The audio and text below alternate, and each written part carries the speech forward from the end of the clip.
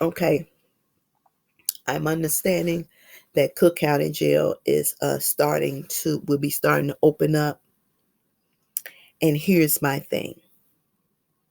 You all have just as much accountability as what we're dealing with now. Because inside those Cook County walls, the percentage of statistically ethnic races is at a ridiculous percentage. And you know why? Let's cut to the chase so you can understand. Some of you judges that place strict titles on individuals when you have not seen a video. You don't know the story. You know what was presented before you. See, we deserve to go home just like your white people deserve to go home when they get caught up with stuff. So you let them go home. They go in churches and kill people. They go to Vegas and shoot from their balcony. See, there's different set of rules and it needs to change. Now, yeah, we have a mayor that's transparent and she speaks up, but we need everybody to speak up. We need everybody to understand the plight that we're dealing with. And this ain't just started happening. This system has been screwed up for a long time. Then you have those who sit in the seat who feel like they're being attacked, and then they come out and say they've done their best. You have not done your best. There is a lot of tension inside those walls. A lot of argument going on because you have nothing for them to do. And for those who sitting there waiting on trial, they're going stir crazy. So an idle mind is the devil's workshop. So when people have nothing to do and nowhere to go, then frustration heightens and it becomes a lot for people to deal with. You all could have fixed the Skype.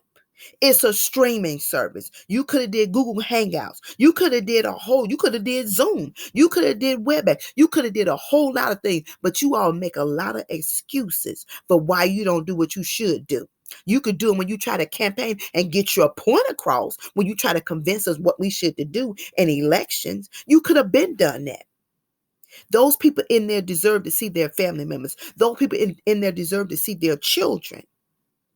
And it's ridiculous that some have been sitting there for over a year and have not had their cases heard. So in reality, they're not guilty of anything.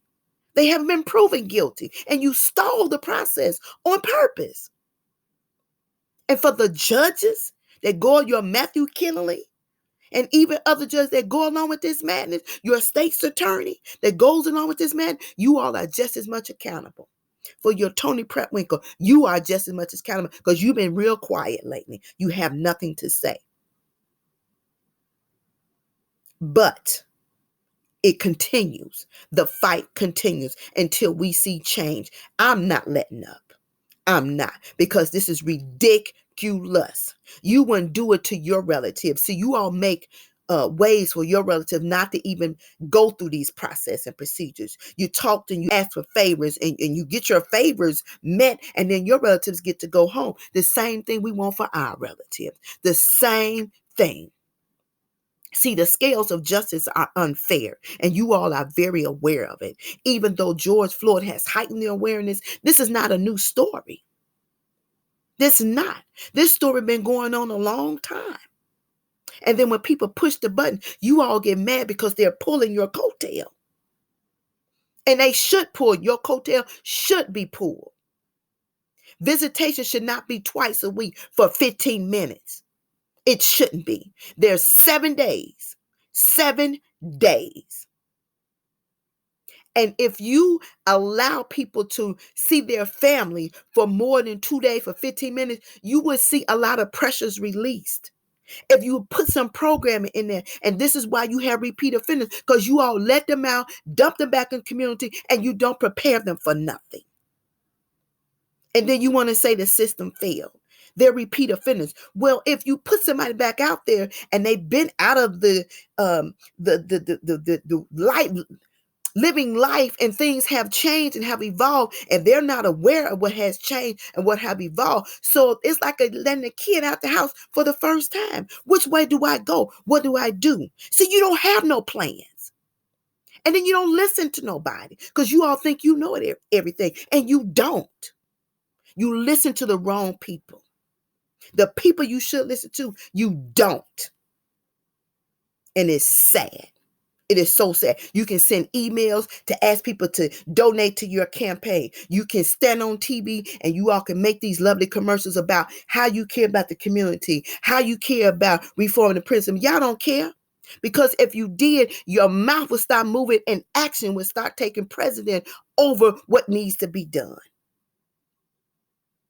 Now, this is your opportunity. You all need to make a difference. You need to make a change. Those people that's been in there, that's been sitting, waiting, that should have been home a long time ago when other organizations got to stand outside and protest in front of Cook County Jail to release people. And then people come out and they tell you how they're treated in there, what they're fed. And then you don't understand how we get to a boiling pot. This is how we get to a boiling pot. And then when death occurs, then you want to come out and make excuses when you're very much aware of what's going on. And I say this again, when you ignore the voices of the people, the blood is on your hands. It's on your hands. Now, you can play if you want to. You can turn a deaf ear and a blinded eye, but the problem is at your feet, and you need to address it because these are times where people are sick and tired of being sick and tired.